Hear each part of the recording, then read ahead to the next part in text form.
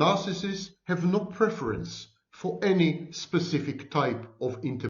That's something that's very important to acknowledge, is that many people suggest that quote unquote empathic people are targeted by narcissists. I've even heard codependent people almost act as if they're targeted by alcoholics or people that are afflicted. What we're not doing is we're not acknowledging, our responsibility in being attracted to individuals based on some measure of our own codependency or some needs that we have that we get satiated by these people when they mirror us or love bomb us. That a lot of us will have fantastic fantasies around love, like soulmate and things like that, where narcissists present an opportunity for basically the arresting of our own vicious circles. Like people like myself or others, we go through life attempting to be good enough in everything that we do, and it drives us. And sometimes people are very successful as a result of these, drives. And they're really normal components of human personality. It just so happens that those of us who are raised and developed in abnormal environments with absentee parents or abusive parents or narcissistic parents or parents afflicted by other things, will develop our personalities to survive environments with the presence of those types of individuals. And often it's our childhood incompletions, our inability to appease our parents, our failures to successfully regulate those emotions, and our internalization of the behaviors of those parents, where we get guilt tripped and shamed and convinced that we're bad, defective, not good enough, insufficient in some way. Those are things that we carry throughout our life in a perpetual effort to fix ourselves, overcome the perils of our past. And in many ways, we simply bring our past into the future and project it.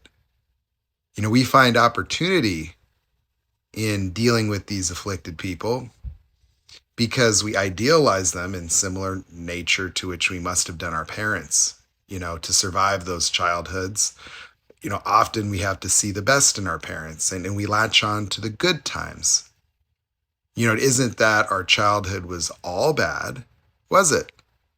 No. And so we crave for those moments with our parents, with people in our lives. Often, many of us didn't even articulate that our childhood had abuse.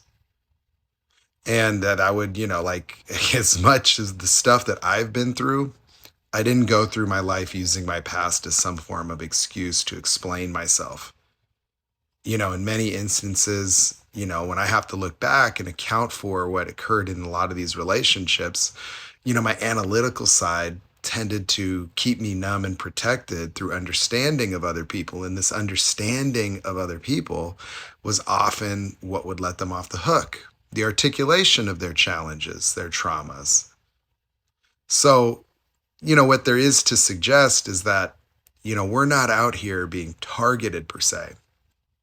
But once we engage in these relationships, our empathy and the way in which we relate to narcissists becomes the basis of narcissistic abuse, that your empathy and compassion actually causes injury. That for somebody that has to author their own reality, our efforts to intervene in the affairs of narcissists often is what causes devaluation, often is what causes abuse. You'll notice for people that, get entangled with covert narcissists of the vulnerable variety, that all the support and help that they continually to project in creating you like their mother also results in their devaluation, their envy, their jealousy, their rage towards you. And even they start to, some cases, fall apart.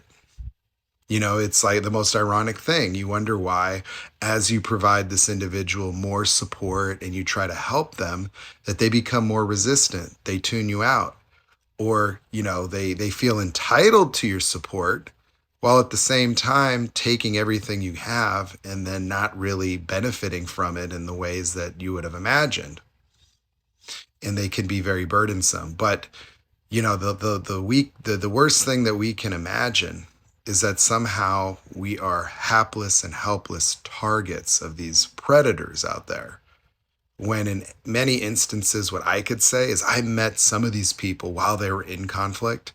Oh yeah, the CNC guy that's suing me right now, that could not perform his job. I met him at the dyno, where he had some products he tried to make on his own that were ill-conceived and they failed miserably, meaning that, they didn't work. And not only did they work, they didn't even function. And so, I saw this crushing defeat. I saw him in just a state of failure. And what I thought is, wow, I can really make a difference. And so I had compassion for him and I talked to him about the products that I was designing. And that's what initiated the relationship. Another guy that became a quote unquote best friend after that individual, that this guy betrayed me as well. He was having an argument with the guy at the tire store. And, and I intervened because I had a solution in mind. And so, for me, I can say that I was clearly attracted to the opportunity to make a difference for people. And that in interpreting some measure of dysfunction or shortcoming, that's where my analytical side could come in. And I could say, I could figure this out for people. I used to perceive this intellectual, gradient between me and others as something that I could contribute, my vision, my passion, my ability to go out there and make things happen. I would try to institute changes and do big picture stuff within other people's organizations, and I would get results, but I would also get bludgeoned and devalued and sabotaged. And then eventually what would happen is I would lose the audience and be isolated and humiliated and devalued to a point where a whole work environment would turn against me and make me into the bad guy.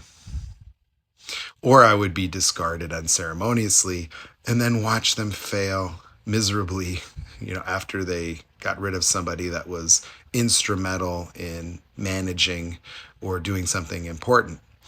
So what there is to say is that, no, I wasn't just a blind target of these people, that these people were surrogates for my dysregulated parents and provided me an opportunity to expand upon my effort to matter, to make a difference, to, in a way, assert myself and prevail. That I've been trying to prevail. I've been trying to be ordinary. I've been trying to make it in my life. And I would perceive opportunity in these relationships, to assert my identity. Yeah. So part of my identity has been this difference maker. It's served me very well in my capacity as a coach in the past.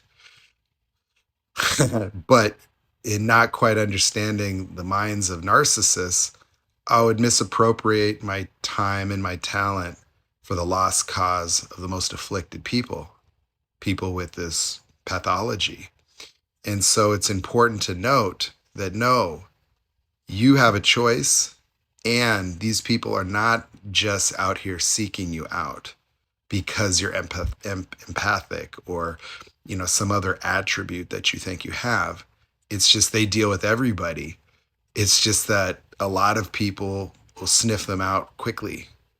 The first sign of devaluation or toxic behavior, somebody that doesn't have the kind of background we have that normalizes that stuff or even tries to accommodate and fix it, or internalizes it in such a way that we somehow feel responsible, liable, or culpable, they don't have time for that.